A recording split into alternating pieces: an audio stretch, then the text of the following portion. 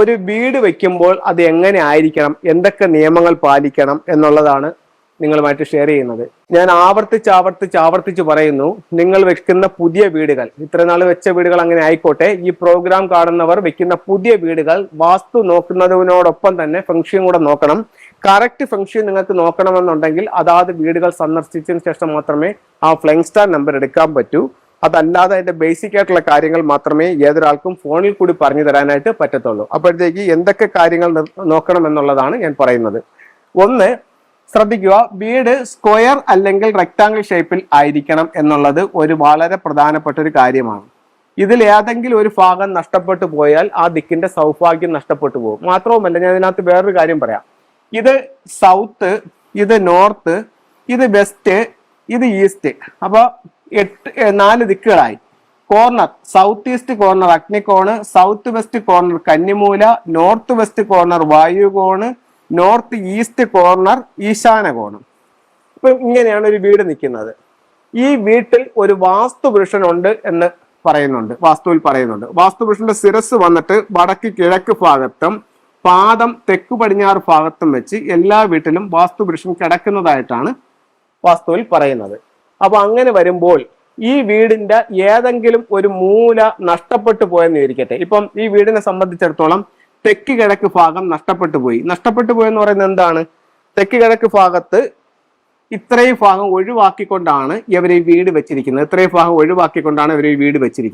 അങ്ങനെയാണെങ്കിൽ നമ്മൾ ഈ വാസ്തുപുരുഷന്റെ ചിത്രം ഇതിനകത്ത് വരച്ചപ്പോൾ ഏത് ഭാഗം? ഈ ഭാഗം മുറിഞ്ഞുപോയി. അപ്പൊ നമുക്കറിയാം, മുറിവുള്ള ഒരു വ്യക്തിയും മുറിവില്ലാത്തൊരു വ്യക്തിയും 2 രീതിയിലാണ് ഇരിക്കുന്നത്. മുറിവുള്ള ആൾ എന്താ ചെയ്യും? എപ്പോഴും ഞരങ്ങിയും മൂളിയും വേദനകൾ അനുഭവിച്ചുകൊണ്ടിരിക്കും. മുറിവില്ലാത്ത ആളാണെങ്കിൽ സുഖമായിട്ട് കിടക്കും. അപ്പൊ ഈ വീട്ടിനെ സംബന്ധിച്ചിടത്തോളം ഇദ്ദേഹത്തിന് എന്ത് പറ്റിയിട്ടുണ്ട്? മുറിവ് സംഭവിച്ചിട്ടുണ്ട്. അപ്പൊ ഇദ്ദേഹം ഞരങ്ങിയും മൂളിയും നിൽക്കത്തുള്ളൂ. അത് നമ്മുടെ ജീവിതത്തിലും പ്രതിഫലിക്കും. മനസ്സിലായല്ലോ?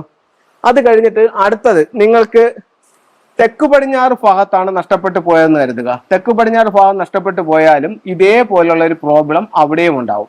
വടക്ക് പടിഞ്ഞാറാണെങ്കിലോ അതും ഉണ്ടാവും. ഇതിൽ ഏറ്റവും ഭീകരമായിട്ടുള്ളൊരു കാര്യം എന്ന് പറയുന്നത്, ഒരു വീടിനെ സംബന്ധിച്ചിടത്തോളം വടക്ക് കിഴക്ക് നഷ്ടപ്പെട്ടു പോകുന്നതാണ് ഏറ്റവും ഭീകരമായിട്ടുള്ള കാര്യം. എന്താണ്? ഇപ്പൊ ഇവിടെ ആണെങ്കിൽ ഒരാളുടെ കൈ നഷ്ടപ്പെട്ടു പോയി, ഇവിടെ ആണെങ്കിൽ ഒരാളുടെ കാല് നഷ്ടപ്പെട്ടു പോയി എന്ന് കരുതുക. കൈ ഇല്ലാത്ത ആളും കാലില്ലാത്ത ആളും നമുക്കറിയാം, അവരുടെ ജീവിതത്തിൽ ഒരുപാട് പേര് അങ്ങനെ നഷ്ടപ്പെട്ടു പോയവര് ജീവിക്കുന്നതായിട്ട് നമ്മൾ കണ്ടിട്ടുണ്ട്. അതേസമയം ഇവിടെ വടക്ക് കിഴക്കാണ് നഷ്ടപ്പെട്ടു പോയെങ്കിലോ വീടിന്റെ ശിരസ് വരുന്ന, വാസ്തുപുരുഷന്റെ ശിരസ് വരുന്ന ഭാഗമാണ് നമുക്ക് വീട്ടില് ആ ചിത്രത്തിൽ നഷ്ടപ്പെട്ടു പോയിരിക്കുന്നത്. അപ്പൊ അങ്ങനെയാണെങ്കിൽ ഇവിടെ എന്ത് സംഭവിക്കും? ഈ വീടിന്റെ അഭിവൃദ്ധി നഷ്ടപ്പെടും. അതായത് ശിരസറ്റ വീടാ, ഈ വീടിന്റെ അഭിവൃദ്ധി പോവും. അപ്പോൾ ഒരു വീടിനെ സംബന്ധിച്ചിടത്തോളം ഏറ്റവും പ്രധാനപ്പെട്ട ദിക്കുകളിൽ ഒന്ന് ഏതാണ്? വടക്ക് കിഴക്ക് ഭാഗമാണ്. അപ്പൊ ഒരു വീടിനെ സംബന്ധിച്ചിടത്തോളം ഒരു കാരണവശാലും വടക്ക് കിഴക്ക് ഭാഗം നഷ്ടപ്പെട്ടു പോകാൻ പാടില്ല. ഇത് വളരെയധികം ശ്രദ്ധിക്കേണ്ടതാണ്. വളരെ ഇമ്പോർട്ടന്റ് ആയിട്ടുള്ള ഒരു കാര്യമാണ്. അതുപോലെ തന്നെയാണ് നമ്മൾ ഒരു വസ്തുവിന്റെ ഇതെടുക്കുമ്പോഴും വടക്ക് കിഴക്ക് ഭാഗം നഷ്ടപ്പെടാതെ സൂക്ഷിക്കേണ്ടത് വളരെ അത്യാവശ്യമാണ്. വസ്തുവിൽ വടക്ക് കിഴക്ക് ഭാഗം പോകാൻ പാടില്ല, വീട്ടിൽ വടക്ക് കിഴക്ക് ഭാഗം പോകാൻ പാടില്ല. അപ്പൊ ഈ ദിക്കുകൾ വളരെ ശ്രദ്ധിക്കുക. ഒരു വീടിനെ സംബന്ധിച്ചിടത്തോളം ആ ദിക്കിന്റെ സൗഭാഗ്യങ്ങൾ നമ്മൾ പറഞ്ഞല്ലോ. ഇപ്പൊ ഒരു കാരണവശാലും ഒരു വീടിനെ സംബന്ധിച്ചിടത്തോളം വടക്ക് കിഴക്ക് ഭാഗം നഷ്ടപ്പെട്ടു പോകാൻ പാടില്ല. ഇനി നമുക്ക് മറ്റൊരു കാര്യം പറയാനുള്ളതെന്ന് പറഞ്ഞു കഴിഞ്ഞാല്, ഒരു മൂലകളും പോകാൻ പാടില്ല. ഇപ്പൊ നമ്മളൊരു വീട് വെച്ചപ്പോൾ ഈ വീടിന്റെ ഈസ്റ്റ് ഫേസിംഗ് ആണെങ്കിൽ അതിന്റെ ഡിഗ്രി, അതല്ല നോർത്ത് ഫേസിംഗ് ആണെങ്കിൽ അതിന്റെ ഡിഗ്രി, വെസ്റ്റ് ഫേസിംഗ് ആണെങ്കിൽ അതിന്റെ ഡിഗ്രി, സൗത്ത് ഫേസിംഗ് ആണെങ്കിൽ അതിന്റെ ഡിഗ്രി വെച്ചിട്ട് ഇതിനൊരു ഫ്ലൈങ് സ്റ്റാർ കണക്കുണ്ട്. ഇതിനെ വീടിനും നമ്മൾ 9 ആയിട്ട് തിരിക്കും. ഓരോ ദിക്കും 45 ഡിഗ്രിക്ക് സ്വന്തമാണ്. ഈ ദിക്കിൽ വരുന്ന നക്ഷത്രങ്ങൾ നമ്മുടെ ജീവിതത്തെ സ്വാധീനിക്കും. അപ്പൊ ഇവിടെ എല്ലാ ദിക്കിലും 2 നക്ഷത്രങ്ങൾ വീതം വന്നിട്ടുണ്ട്. ആ നക്ഷത്രങ്ങൾ അതാത് സ്ഥലത്ത് അതിന്റെ സ്വഭാവം നിർണ്ണയിക്കും. ഉദാഹരണത്തിന് ഇവിടെ ഒരു 25 ആണ് വന്നിരിക്കുന്നതെങ്കിൽ ഇവിടെ 25ന്റെ എനർജി ഉണ്ടാവും. ഇവിടെ 99 ആണ് വന്നിരിക്കുന്നതെങ്കിൽ ഇവിടെ 99ന്റെ എനർജി ഉണ്ടാവും. ഇവിടെ 61 ആണ് വന്നിരിക്കുന്നതെങ്കിൽ ഇവിടെ 61ന്റെ എനർജി ഉണ്ടാവും. അപ്പോൾ നല്ല നക്ഷത്രങ്ങളുള്ള സ്ഥലത്ത് നമുക്ക് ബെഡ്റൂമും, നല്ല നക്ഷത്രങ്ങളുള്ള സ്ഥലത്ത് വാതിലും വെച്ച് വീടിന്റെ സൗഭാഗ്യത്തെ പരമാവധി വർദ്ധിപ്പിക്കാവുന്നതാണ്. അപ്പോൾ നമ്മൾ വീട് വെക്കുമ്പോൾ എന്താണ് മെയിനായിട്ട് ശ്രദ്ധിക്കേണ്ടതെന്നുള്ളത് നിങ്ങളുമായി ഷെയർ ചെയ്തിട്ടുണ്ട്.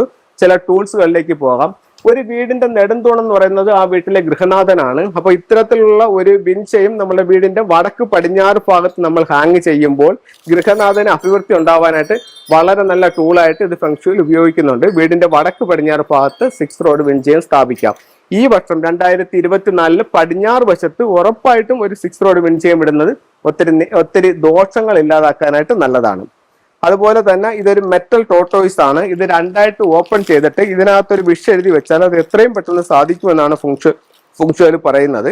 ഇതിനെ രണ്ടായിട്ട് ഓപ്പൺ ചെയ്യുക. ഓപ്പൺ ചെയ്തതിന് ശേഷം ഇതിന്റെ പിറകിൽ ഒരു ലോഷു സ്ക്വയർ ഉണ്ട്. 1 തൊട്ട് 9 നമ്പറുകൾ ഇതിനകത്ത് മാർക്ക് ചെയ്തിട്ടുണ്ട്. ഇത് എങ്ങനെ കൂട്ടി നോക്കിയാലും 15 വരും. ഇതൊരു മാന്ത്രിക ചതുരമാണ്. ഈ 9 നമ്പറുകളെ ബേസ് ചെയ്തിട്ടാണ് നമ്മൾ ഈ കാര്യങ്ങളെല്ലാം ചെയ്യുന്നത്. ഒരു വൈറ്റ് പേപ്പർ എടുക്കുക, അതിനെ സ്ക്വയർ ആയിട്ട് കട്ട് ചെയ്യുക.